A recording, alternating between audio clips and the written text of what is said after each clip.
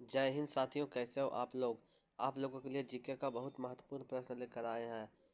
किस दल ने 2 वर्ष के समय 2 प्रधानमंत्री दिए? जनता पार्टी। दूसरा सवाल है, वर्ष 1975 से 1977 के बीच आपातकाल के दौरान भारत के प्रधानमंत्री कौन थे? इंदिरा गांधी।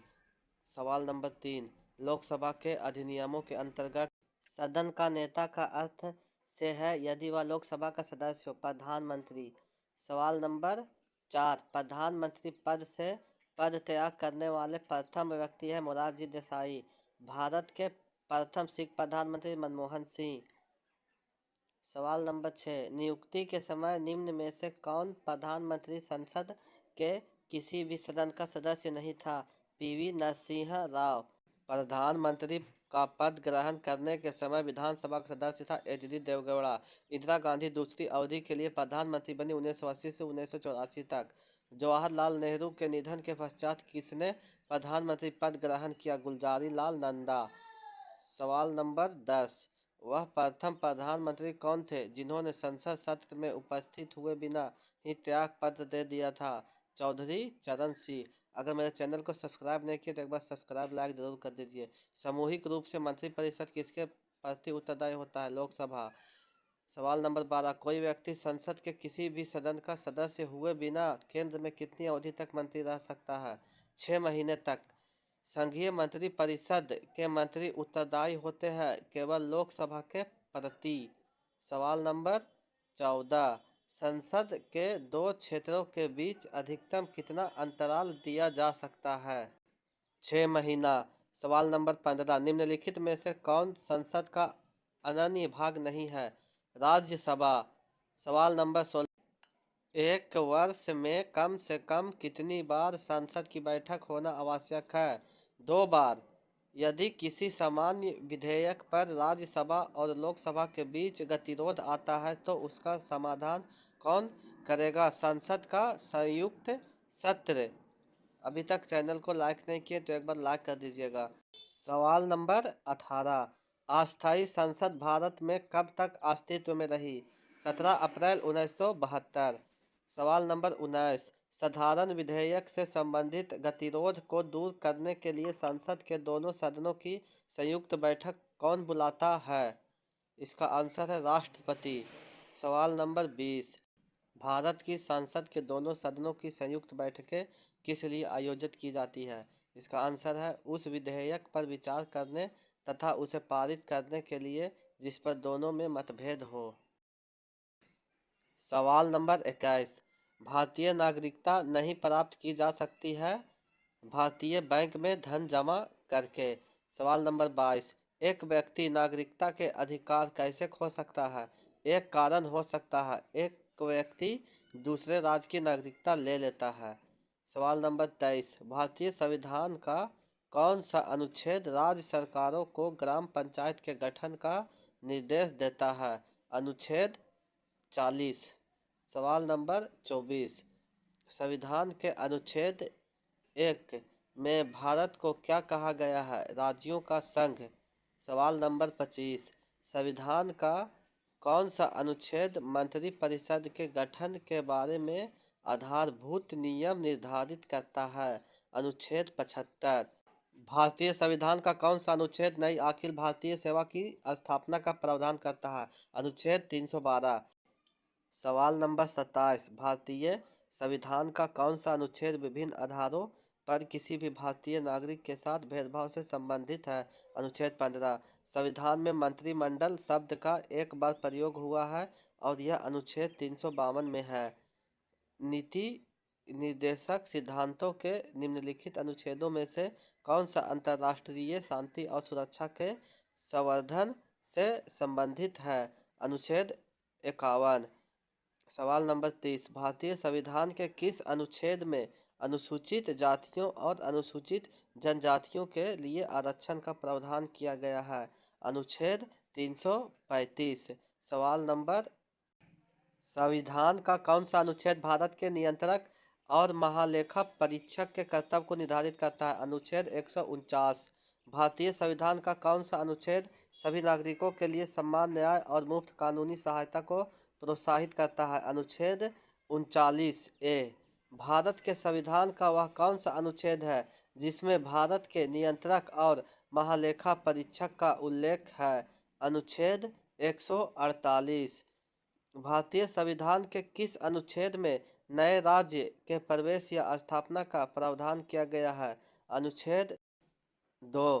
किस देश में दोहरी नागरिकता का सिद्धांत स्वीकार किया गया है? संयुक्त राष्ट्र अमेरिका। भारतीय संविधान में नागरिकता के प्रावधान कब लागू हुए? 1949। नागरिकता अधिनियम भारत के संविधान के निम्नलिखित में से किस भाग के अंतर्गत आता है? भाग 2। सवाल नंबर 38। भारतीय संविधान के अनुच्छेद 74 और 75 किन विषयों पर विचार करते हैं? इसका आंसर हो जाएगा मंत्री परिषद।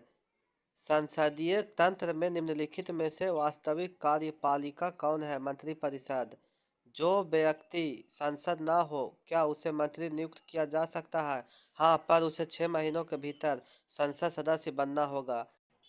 भारत में स्वतंत्रता के पश्चात प्रथम मंत्रिमंडल का कानून मंत्री कौन था? B.R. अम्बेडकर। स्वतंत्र भारत के प्रथम प्रतिरक्षा मंत्री कौन थे? सरदार वल्लभ भाई पटेल। भारत का संविधान भारत को कैसे वर्णित करता है? राज्यों का संघ। 500 से अधिक देशी रियासतों के भारत में विलय के लिए कौन उत्तरदायी था? सरदार वल्लभ भाई पटेल। प्रथम भाषाई राज्य किसे बनाया गया था? इसका आंसर होगा आंध्र प्रदेश। आंध्र प्रदेश को प्रथम भाषाई राज्य बनाया गया था। 1956 के राज्य पुनर्गठन अधिनियम द्वारा कितने राज्य और संघीय क्षेत्रों की स्थापना की गई? 14 राज्य 6 संघीय क्षेत्र। इसका आंसर हो जाएगा 14 राज्य 6 संघीय क्षेत्र।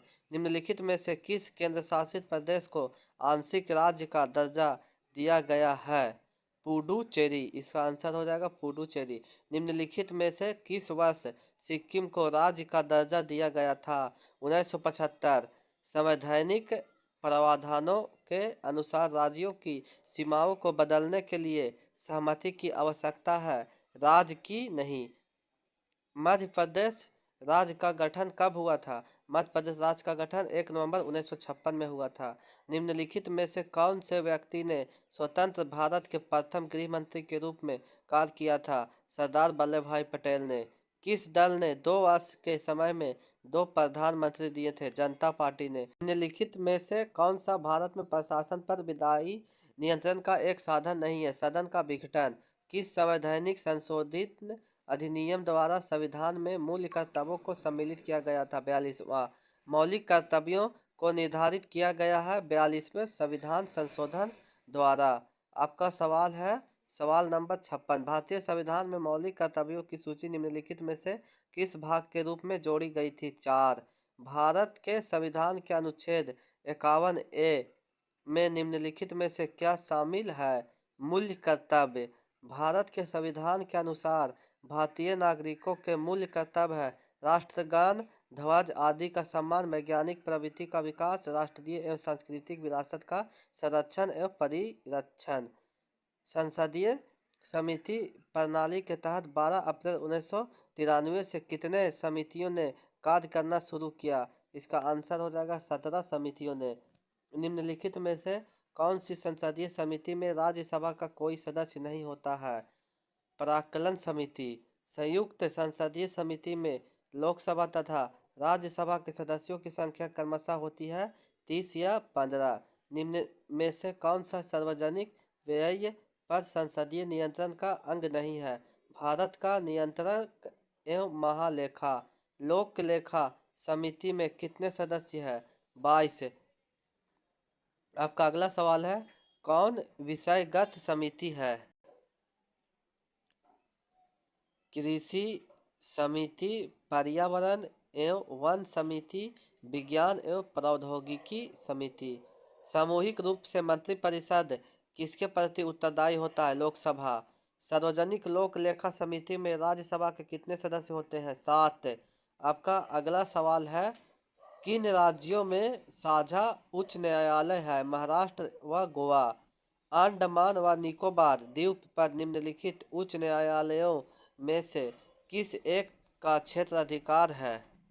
कलकत्ता। भारत के 25 उच्च न्यायालयों में किसकी स्थापना सबसे बाद में हुई है? आंध्र प्रदेश उच्च न्यायालय। इसका सही आंसर हो जाएगा आंध्र प्रदेश उच्च न्यायालय। उत्तराखंड उच्च न्यायालय की स्थापना कहाँ की गई है? नैनीताल। 2 या अधिक राज्यों के लिए एक उच्च न्यायालय की स्थापना किसके द्वारा की जा सकती है? संसद द्वारा पारित एक कानून द्वारा। बंदी प्रत्यक्षीकरण याचिका के अतिरिक्त किस याचिका को उच्च न्यायालय जारी कर सकता है? उत्प्रेषण, परमादेश, अधिकार परीक्षा। सबसे पहले किस उच्च न्यायालय ने घोषणा की थी कि बंद असंवैधानिक है? केरल उच्च न्यायालय। किसी न्यायाधीश को एक उच्च न्यायालय से दूसरे में स्थानांतरित करने का अधिकार निम्नलिखित में से किसकी है? भारत के राष्ट्रपति को। उच्च न्यायालय के मुख्य न्यायमूर्ति और अन्य न्यायाधीश कितनी आयु तक पद पर बने रहते हैं? 62 वर्ष तक। भारत में चलित न्यायालय इनका मान संपूज्य है डॉक्टर एपीजे अब्दुल कलाम। इसका सही आंसर है डॉक्टर एपीजे अब्दुल कलाम।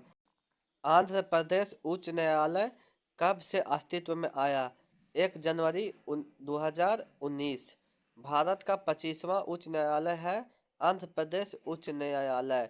उच्च न्यायालय का न्यायाधीश बनने के लिए कम से कम कितने वर्ष की उच्च न्यायालय के अधिवक्ता के रूप में वकालत का अनुभव होना चाहिए? कम से कम 10 वर्ष। राज्य सरकार का संवैधानिक प्रमुख होता है राज्यपाल। राज्यपाल सोने के पिंजरे में निवास करने वाली चिड़िया के समतुल्य है, यह किसका कथन है? सरोजिनी नायडू का। आपका अब अगला सवाल है, भारत के किसी राज्य की राज्यपाल बनने वाली प्रथम महिला थी? सरोजिनी नायडू। राज्यों के गवर्नर संविधान के अंतर्गत किसके प्रति अपने आचरण के लिए उत्तरदायी होते हैं? राष्ट्रपति के प्रति। राज्य विधानमंडल के अनुमोदन के बिना राज्यपाल द्वारा जारी अध्यादेश कितनी अवधि के लिए लागू रहेगा? सप्ताह। अगला सवाल है, निम्नलिखित में से कौन भारत के राष्ट्रपति की इच्छा तक ही पद बना रहता है? राज्यपाल। निम्नलिखित में से कौन भारत के राष्ट्रपति की इच्छा तक ही पद पर बने रह सकते हैं? राज्यपाल। गवर्नर द्वारा जारी किया गया अध्यादेश किसके द्वारा मंजूर किया जाता है? इसका सही आंसर होगा विधानमंडल।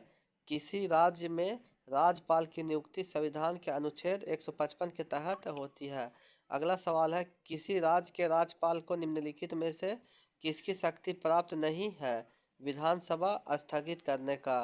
भारतीय उच्चतम न्यायालय के न्यायाधीशों की नियुक्ति कौन करता है? राष्ट्रपति। 2 या अधिक राज्यों के बीच किसी विवाद के मामले में निर्णय लेने की सर्वोच्च न्यायालय की शक्ति क्या कहलाती है? आरंभिक अधिकारिता। राष्ट्रपति और उपराष्ट्रपति के निर्वाचन में विवाद के मामले को किसको प्रस्तुत किया जाता है? भारत के उच्चतम न्यायालय को। उच्चतम न्यायालय के मुख्य न्यायाधीश कितने वर्ष की आयु तक पदधारी रहते हैं? 65 वर्ष। सर्वोच्च न्यायालय का न्यायाधीश कितनी आयु तक कार्यरत रहता है? 65 वर्ष। सर्वोच्च न्यायालय के मुख्य न्यायाधीश को प्रति माह कितना वेतन मिलता है? 2,80,000। भारत के उच्चतम न्यायालय को प्रारंभिक अपीलीय और परामर्शदायी क्षेत्राधिकार है। भारत का उच्चतम न्यायालय कानूनी तथ्य के मामले में राष्ट्रपति को परामर्श देता है तभी जब वह ऐसे परामर्श के लिए कहता है। जब भारतीय न्यायिक पद्धति में लोकहित मुकदमा लाया गया तब भारत के मुख्य न्यायमूर्ति पीएन भागवती। निम्नलिखित में उच्चतम न्यायालय की सबसे पहली महिला न्यायाधीश कौन थी? फातिमा बीबी। सर्वोच्च न्यायालय के जजों का वेतन किससे आहरित होता है? संचित निधि।